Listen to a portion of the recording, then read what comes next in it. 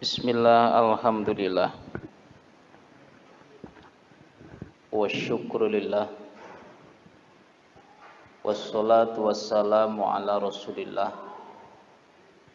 Sayyidina Muhammad ibn Abdullah, wa ala alihi wa ashabihi wa mawala,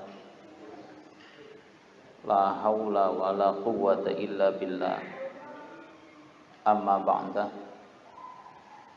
Hadratal kiramil ulama'il a'izzah yang kami hormati, kami muliakan, Ketua DKM beserta staf kepengurusannya dan para jamaah calon-calon penghuni surga yang senantiasa dimuliakan oleh Allah Subhanahu wa taala. Puja dan puji syukur kehadirat Allah Subhanahu wa taala yang telah memberikan ribuan bahkan miliaran kenikmatan kepada kita semuanya, sehingga alhamdulillah pada kesempatan kali ini kita bisa berkumpul bermuajahah dalam rangka taklim. Semoga kumpul kita senantiasa mendapatkan ridho dan barokah dari Allah Subhanahu wa taala. Salawat beserta iringan salam semoga Allah curahkan kepada baginda alam Nabi Muhammad sallallahu alaihi wasallam. Juga mudah-mudahan tercurahkan kepada keluarganya, sahabatnya dan umatnya, bil khusus yang hadir pada kesempatan kali ini. Semoga kelak di yaumul kiamat mendapatkan syafaatnya. Amin ya Allah ya rabbal alamin. Para jamaah sekalian yang Allah cintai, seperti biasanya sebelum kita mulai ta'lim, terlebih dahulu marilah kita baca suratul Fatihah buat kita semuanya yang hadir maupun yang tidak hadir. Semoga keluarganya, tetangganya, masyarakatnya semoga senantiasa Allah panjangkan umurnya, Allah sehatkan badannya, Allah berkahkan rizkinya, Allah jauhkan dari bala dunia serta bala akhirat, Allah permudahkan segala urusannya, baik urusan dunia, agama maupun akhiratnya. Allah manfaatkan ilmunya, Allah sukseskan cita-citanya, Allah kabulkan segala permohonannya. Allah jadikan keluarganya semoga menjadi keluarga yang sakinah, mawadah, warahmah. Allah jadikan anak keturunannya semoga menjadi anak yang soleh dan solehah, yang berbakti kepada Allah dan Rasulnya, berbakti kepada kedua orang tuanya, berguna bagi nusa, bangsa dan agama. Yang sudah berangkat haji selalu kita doakan semoga Allah jadikan haji dan hajah yang mabrur. Yang belum berangkat haji semoga Allah berangkat untuk menunaikan ibadah haji dan umrah. Yang sedang sakit semoga Allah angkat penyakitnya dan Allah berikan kesembuhan. Yang sedang dalam kesulitan semoga Allah mudahkan segala urusannya. Terakhir semoga kita semuanya dijauhkan serta diselamatkan dari wabah virus corona. Bismillahirrahmanirrahim. Fatihah.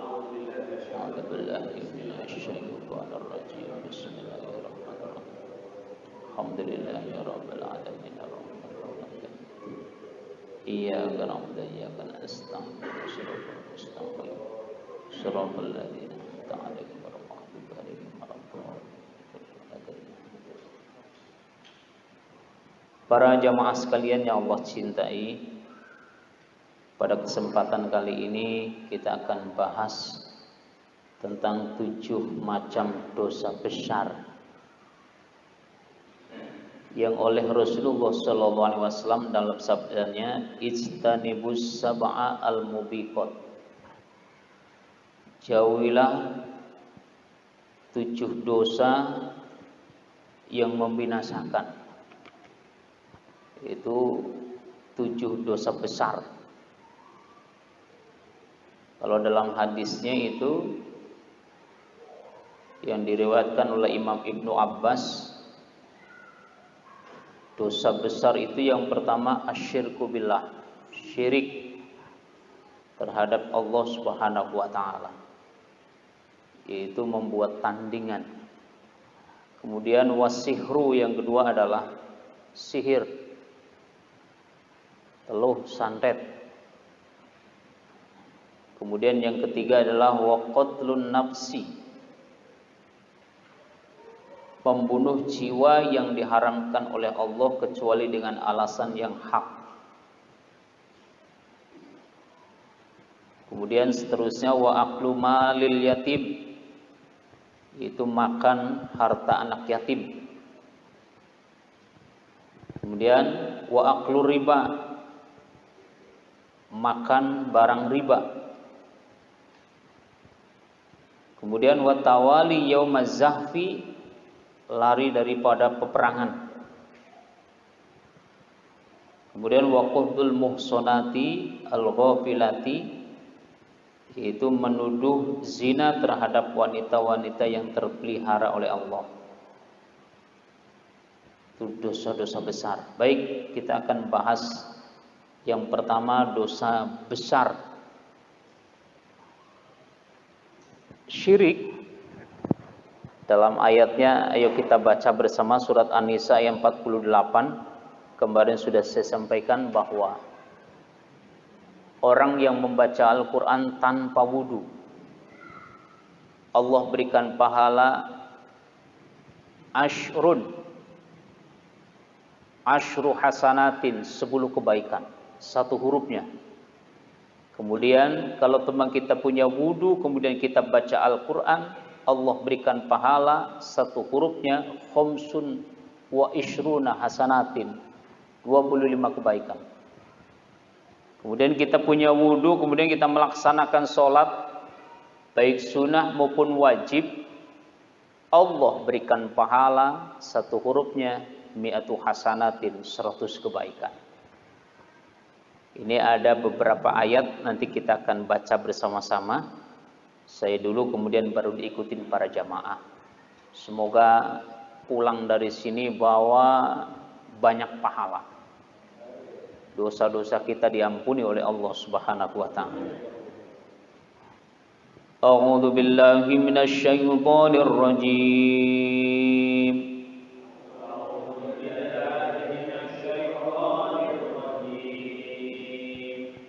Bismillahirrahmanirrahim.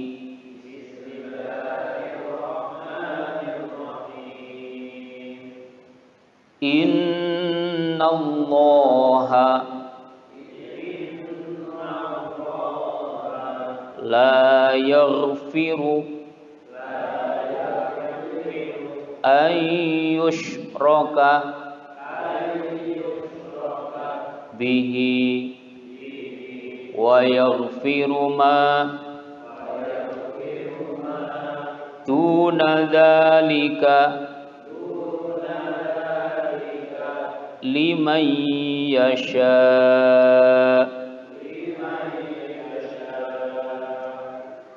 Innallaha la yaghfiru an yushraka bihi wa yaghfiru ma duna dzalika liman yasha. Innallaha, ini kalau kita belajar nahwu itu nunnya adalah nun taukid, meyakinkan kepada orang yang beriman. Tapi kalau bukan orang beriman, nun itu tidak akan berfaedah di situ.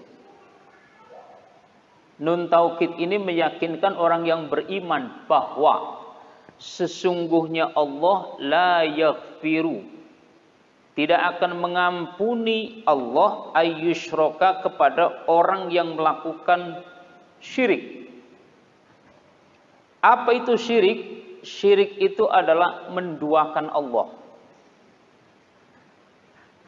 Dengan apa? Bihi, dengan sesuatu yang lain. Menyamakan kedudukan Allah dengan yang lain.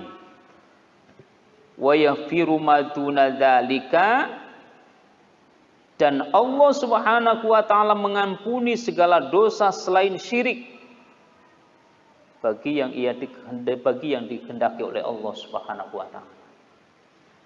Ternyata dosa syirik itu luar biasa, dosa yang sangat besar. Makanya ditegaskan oleh Allah dalam surat Al-Ikhlas itu, Qul huwallahu ahad. Katakan Muhammad bahwa Allah itu Maha Satu, Maha Esa. Allahus Somad, Allah tempat bergantung, Allah tempat meminta, Allah tempat mengadu suatu permasalahan. Kemudian ditegaskan lagi dalam ayat yang ketiga, lam yalid, bahwa Allah tidak punya anak. Walam yulad, dan Allah tidak diperanakan. Artinya Allah tidak punya bapak, tidak punya ibu. Pertegaskan lagi, walam yakullahu kufuwan ahad, dan Allah sekali-kali tidak ada yang menyamai satupun. Makanya laisa kamitslihi syai'un, tidak ada yang menyamai Allah satupun, walaupun makhluknya bermiliar-miliar yang Allah ciptakan, laisa kamitslihi, tidak ada yang sama dengan Allah. Makanya kita sering belajar dengan aqidatul awam, mukhalafatul lil hawadisi. Allah itu mempunyai sifat 20, diantaranya mukhalafatul lil hawadisi, berbeda dengan makhluknya. Artinya berbeda dengan makhluknya, jangan disamakan Allah punya tangan sama seperti tangannya manusia. Allah punya sami, pendengaran, jangan disamakan Allah itu punya pendengaran seperti telinganya manusia. Beda. Mukhalafatul lil hawadisi. Ketika kita sudah mempelajari bahwa Allah itu berbeda dengan makhluknya, maka disitulah Allah Subhanahu wa taala menerangkan bahwa dosa besar yang tidak akan diampuni oleh Allah adalah dosa syirik. Syirik adalah Anda menjadikan sesuatu tandingan atau sekutu bagi Allah. Padahal Allah Subhanahu wa taala yang menciptakan manusia. Dan manusia ketika menyembah selain Allah, apa itu? Percaya sama batu. Ini kalau temang batu saya pakai ini, dagangan saya laris, begitu. Umpama itu. Itu syirik. Terus pohon-pohon besar yang diyakini di situ ada penunggunya. Kalau temang nggak dikasih ingkung, nggak dikasih sajen, itu nanti penunggunya ngamuk. Makanya pakai sajen-sajen. Itu kalau orang Jawa bilang sajen. Ada kelapa muda, ada rokok apa itu bangjo itu yang gede. Ada ingkung itu. Itu kalau nggak dikasih itu nanti yang nunggunya itu ngobrak-ngabrik gitu. Ini syirik. Kemudian percaya kepada bulan. Kalau bulan sabit ini, tanggal bulan sabit ini adalah bulan keberuntungan. Apalagi kalau bulan purnama, pas bulan purnama, yang kalau temang orang itu kalau bulan purnama itu, bagi orang yang syirik itu bisa aja itu menjadikan selain Tuhan itu untuk menjadikan bagaimana cara menghasilkan uang. Kemudian, atau percaya Nabi dijadikan Tuhan. Ini zaman dulu nih, sebelum Rasulullah itu. Itu orang-orang dulu itu menjadikan Nabi itu adalah Tuhan. Sama persis Nabi Isa itu dijadikan Tuhan. Nah ini syirik. Terus, atau syekh, guru dijadikan Tuhan. Nah, sering terjadi orang menyembah apa? Menyembah gurunya daripada menyembah Allah. Atau jin, bersekongkol dengan jin.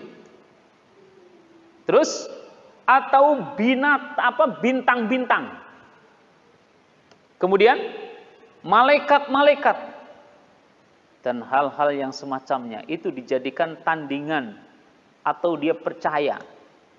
pada selain Allah, itu yang tadi disebutkan, itu adalah dosa yang sangat besar yang tidak diampuni pelakunya oleh Allah Subhanahu wa taala. Naudzubillah min dzalik. Lalu ketika kita percaya kepada Allah, ya udah, kita percaya kepada Allah. Dengan bahasanya, ketika kita percaya kepada Allah, mintanya kepada Allah.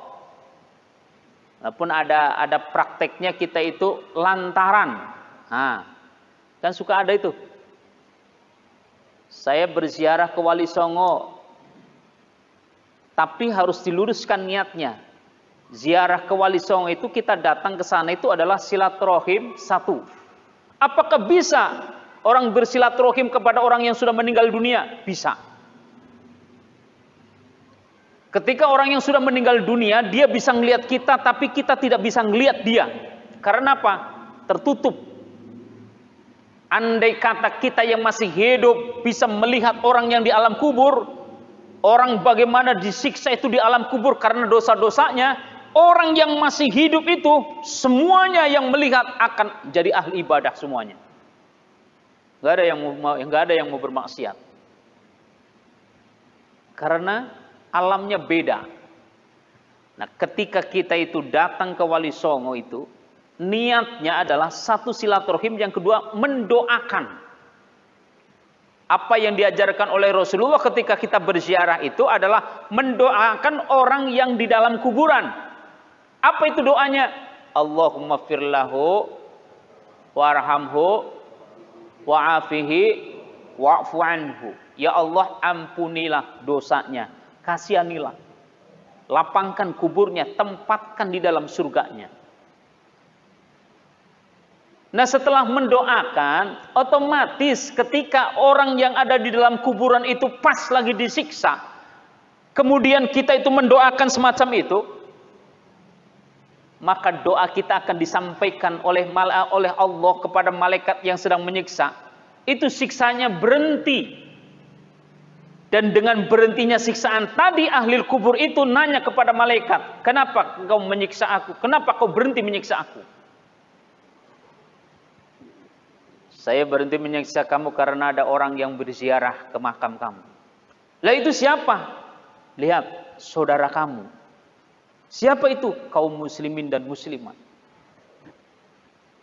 Seketika itu doanya dikabul oleh Allah. Mayit yang sedang disiksa itu berhenti karena doa kita. Nah, si mayit yang di dalam kubur itu karena berterima kasih didoakan, lagi disiksa didoakan, kemudian berhenti itu siksaannya. Dia mendoakan, ya Allah, dia telah mendoakan aku. Tolong ya Allah, dia yang masih hidup, yang tenang, yang senantiasa mendoakan aku. Berkahkan hidupnya. Inilah kalau si mayit kalau sudah meninggal dunia itu tidak bisa mendoakan diri sendiri, tapi mendoakan orang lain bisa. Lah kok bisa orang yang tadi lagi disiksa kemudian berhenti karena doa kita? Maka si mayit tadi itu mengatakan, kenapa malaikat berhenti menyiksaku? Karena atas doanya si fulan yang Allah sampaikan kepada engkau supaya tidak disiksa. Maka si mayit tadi berterima kasih kepada Allah dan mendoakan orang yang mendoakan tadi. Artinya, kalau mayit itu bisa mendoakan diri sendiri di dalam kubur, ya Allah pas lagi disiksa, ya Allah angkat siksaannya. Gak bakalan bisa. Karena apa? Karena sudah meninggal dunia, tidak akan bisa mendoakan diri sendiri. Tapi mendoakan orang lain dengan catatan kita datang ke kuburannya, itu bisa. Karena dia berterima kasih bahwa siksaannya itu diberhentikan karena ada doa kita yang datang. Makanya jangan salah ketika kita itu ziarah kubur, jangan minta ke kuburannya. Sunan, saya silaturahim ke sini, saya minta panjang umur, minta berkah rezekinya, minta duit yang banyak. Besok saya mau hajatan biar tamu pada datang semuanya. Nggak boleh itu. Itu syirik. Kenapa emang salah? Mintanya tetap kepada Allah. Bagaimana supaya tidak disirik? Bagaimana supaya tidak syirik? Contoh, ya Allah ya Rob, dengan barokah dan karomahnya Wali Songo ini, barokahnya dan karomahnya Wali Songo, ya ahli ibadah, ya ahli dakwah. Kami mohon ya Allah, dengan barokahnya ini ya Allah, kabulkan doa kami. Mintanya ke siapa? Mintanya ke siapa? Makanya kalau teman bagi orang yang nggak pernah ziarah, kemudian memponis bahwa ziarah itu adalah syirik, entar dulu. Tergantung niatnya. Tergantung niatnya. Kalau kita niatnya, zaman dulu lagi nu, bah togelnya besok yang keluar berapa bah gitu. Suka ada kayak gitu tuh. Mau pasang nomor ke Mbah Karukun dulu berziarah itu. Tanyain, bah besok nomornya yang keluar berapa begitu. Nah ini yang syirik. Kenapa? Mintanya kepada orang yang mati. Jadi harus diluruskan mana syirik, mana enggak. Jadi tadi itu, kalau teman syirik. Contoh, saya punya cincin, selama saya punya cincin ini, bisnis saya laris. Bisnis saya di mana-mana itu laris. Dia percaya kepada cincin. Saya itu beli perkutut 1 juta, itu kalau subuh-subuh bunyi, duduk, tuh. Besok dagangan saya itu laris terus itu. Percaya sama perkutut. Ini dosa besar. Makanya kita harus tahu bahwa dosa besar itu adalah dosa yang tidak diampuni oleh Allah Subhanahu wa ta'ala. Ayo ayat yang kedua. Bismillahirrahmanirrahim. Innahu may yushrik billahi faqad harramallahu alaihil jannata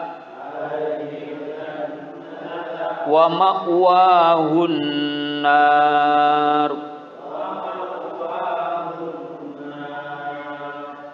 Innahu may yushrik billahi faqad harramallahu alaihil jannata wa ma'wahun nar. Sesungguhnya orang yang mempersekutukan sesuatu dengan Allah, maka pasti Allah mengharamkan surga atasnya dan tempatnya adalah neraka. Satu, memang sudah tidak diampuni dosanya oleh Allah, karena itu adalah dosa besar.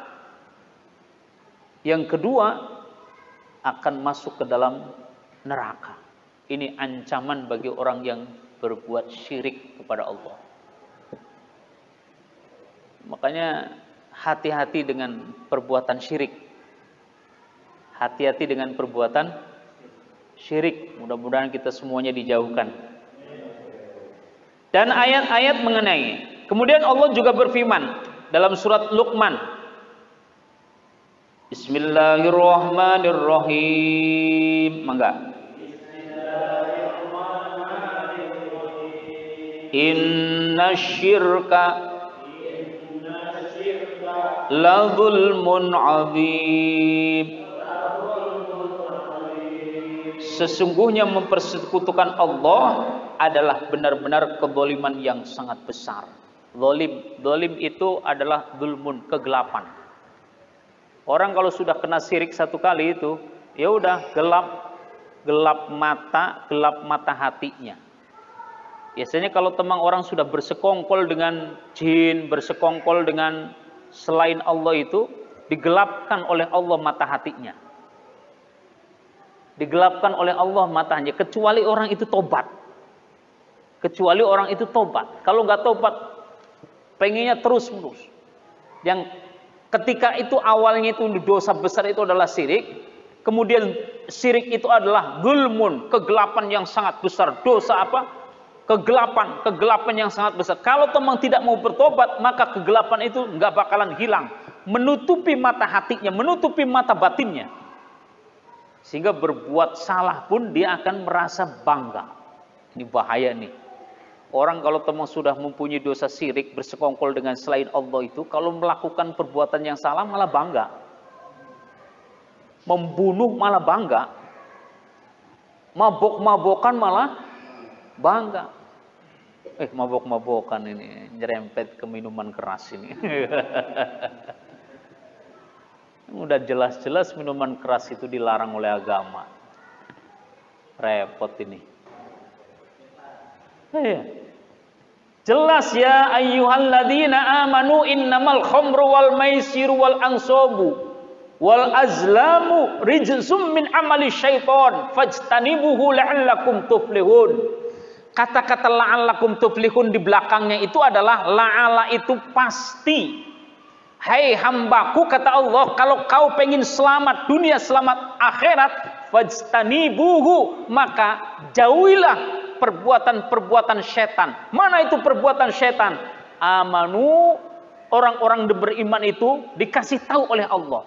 Apa itu? Innamal khamru, bahwa sesungguhnya minuman arak, minuman keras, wal maisiru, judi, wal angsobu, mengundi nasib, menyembah berhala, wal azlamu, menyembah berhala, rijsum min amali syaiton, itu adalah perbuatan-perbuatan syaiton.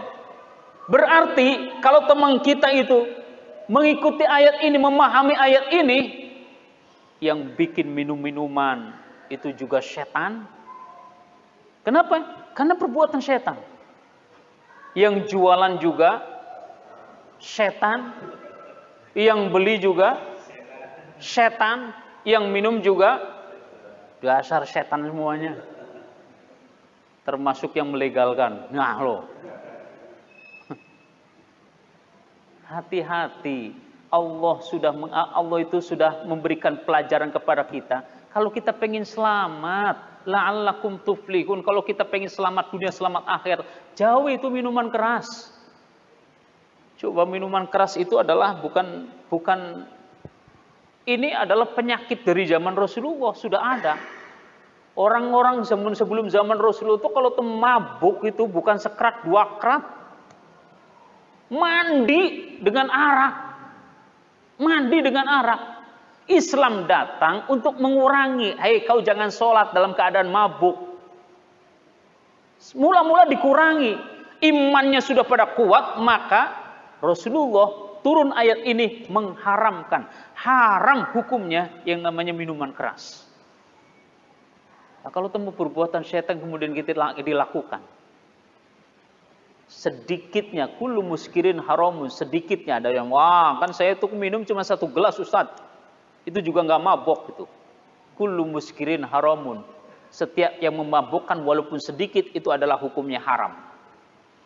Sedikit dia tukuk. Bahkan ada hadis yang menerangkan bahwa siapa orang yang sudah pernah minum arak di alam dunia, maka tidak akan pernah minum arak nanti di surganya Allah. Karena Allah sudah menyediakan arak buat orang-orang yang beriman.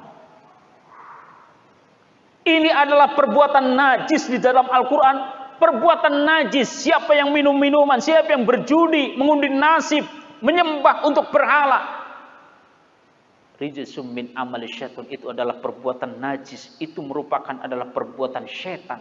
Fajtanibuhu la'allakum tuflihun, maka jauhilah olehmu orang yang beriman, la'allakum tuflihun, supaya kalian menjadi orang yang selamat dunia, selamat akhirat. Ya kalau bisa jangan kenal lah, jangan kenal. Ya walaupun dikenal-kenalin sama orang-orang yang nggak bertanggung jawab ya. Ya kita jangan kenal. Kalau kita insya Allah yang ngaji, yang tua-tua ini generasi selamat semuanya ini. Yang dikhawatirkan nanti anak-anak kita, Pak.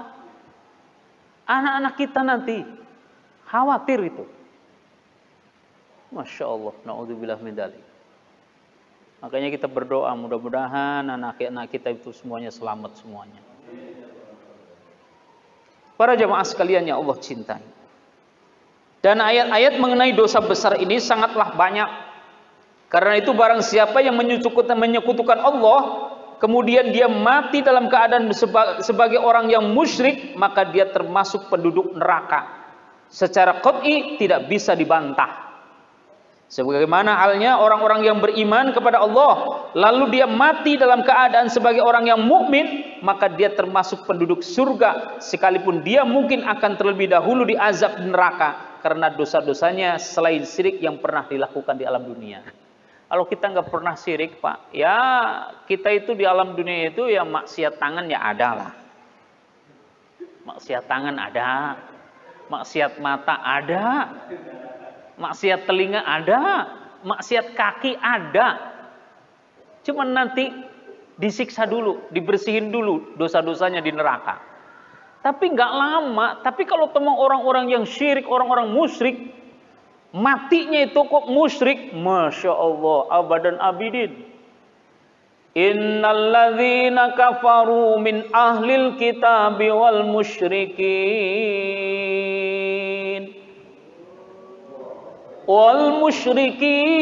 fi nari jahannam khalidina fiha ulaika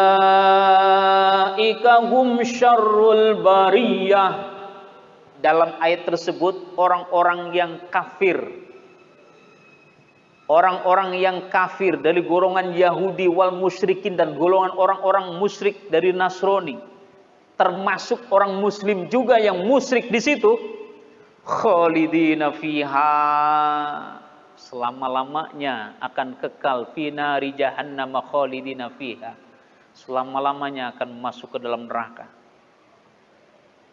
Ulaika hum syarrul bariyah, dan mereka itu adalah tempat kembalinya yang sangat buruk. Naudzubillah min dzalik. Naudzubillah min dzalik. Kalau kita itu yang masih beriman kepada Allah, ya dosa mata, dosa telinga, dosa tangan, dosa kaki, semuanya itu akan dihisab, akan dibersihkan dulu nanti di neraka. Toh pada akhirnya nanti selesai kita dibersihkan dosanya, nanti akan dimasukkan ke dalam surganya Allah Subhanahu wa taala. Jadi siapapun itu akan mampir dulu ke neraka. Nggak tahu mampirnya sejam atau 2 jam atau 1 hari atau 2 hari begitu. Ya tergantung perbuatan kita di dalam dunia, salahnya itu berapa kan begitu. Ya kalau teman sehari ya sama. Sehari itu di neraka, sehari itu sama dengan 1000 tahun di alam dunia. 1 hari di neraka itu disiksa 1 hari di neraka sama dengan 1000 tahun di alam dunia. Lah umur kita nggak nyampe 1000 tahun. Paling lama 63 tahun paling pol itu. Tapi nanti di akhirat itu disiksanya, masya Allah. Naudzubillah min dzalik. Para jamaah sekalian yang Allah cintai, ayo sabda Rasulullah. Bismillahirrahmanirrahim. Ala unabbiukum bi akbaril kabairi al isyraku billahi. Kata Rasulullah SAW dalam sabdanya, maukah aku tunjukkan kepada kalian dosa besar yang paling besar? Kata Rasulullah. Ini sebenarnya kepada para sahabat. Maukah kalian kutunjukkan dosa yang paling besar? Dosa yang besar dan paling besar, yaitu al-isyraku billahi, yaitu syirik kepada Allah Subhanahu wa ta'ala. Terus bismillahirrahmanirrahim. Bersama bismillahirrahmanirrahim. Ijtanibus sab'a al-mubiqati. Jauhilah 7 dosa yang membinasakan. Lalu beliau menyebutkan diantaranya adalah syirik. Dan Nabi Muhammad SAW bersabda, bismillahirrahmanirrahim, man baddala dinahu faqtuluhu. Barang siapa yang mengganti agamanya, dia murtad, maka bunuhlah dia. Ngeri banget ini sabdanya. Berarti orang yang murtad itu boleh dibunuh. Itu orang yang murtad boleh dibunuh. Serem banget itu ya. Kalau teman hukum Islam ini gitu. Ya kenapa emang kan murtad dia? Kan agama yang paling hak, agama yang diridhoi oleh Allah Subhanahu wa taala adalah agama Islam. Inna dina indallahil Islam. Bahwa agama yang diridhoi oleh Allah Subhanahu wa taala adalah agama Islam. Dan disampaikan oleh Rasulullah dalam haji wada, turun ayat terakhir itu, bahwa Islam itu telah disempurnakan oleh Allah. Telah aku cukupkan nikmatku kepadamu. Dan Islam telah aku ridhoi sebagai agamamu. Itu dalam surat Al-An'am, Al-yawma akmaltu lakum dinakum wa atmamtu alaikum nikmati wa raditu lakumul Islam madina.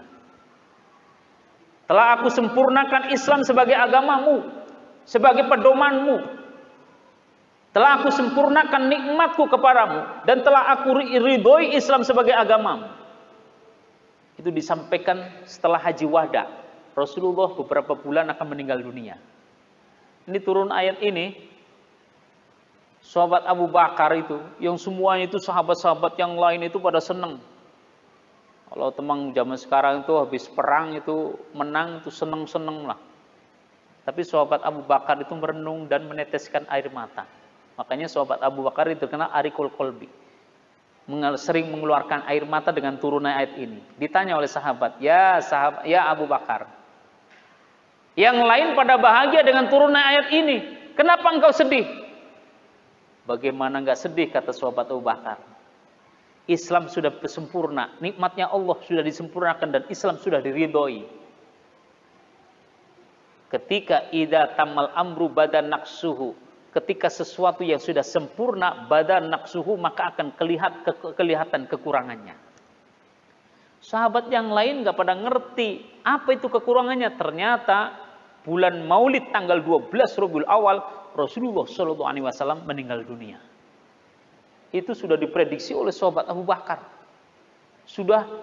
Kalau sudah sempurna pasti ada kekurangannya.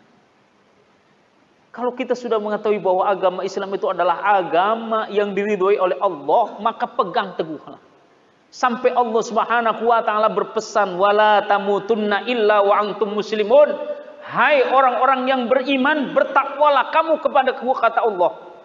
Wala tamutunna illa wa antum muslimun, dan janganlah kalian meninggal dunia kecuali meninggal dunia membawa agama Islam. Artinya meninggal dunia husnul khotimah. Bagaimana tata caranya meninggal dunia husnul khotimah? Ikutin aturan-aturan Islam. Ikutin perintah-perintah Allah dan jauhi segala larangan-larangannya. Itu baru wala tamutunna illa wa antum muslimun. Kita tidak meninggal dunia kecuali meninggal dunia beragama Islam, yaitu bisa mengucapkan 2 kalimat syahadah. Para jamaah sekalian yang Allah cintai, dengan kita memahami dosa syirik ini, lebih hati-hati lagi ketika kita beribadah, ketika kita itu bermuamalah, ketika kita bekerja, kemudian ketika kita berusaha.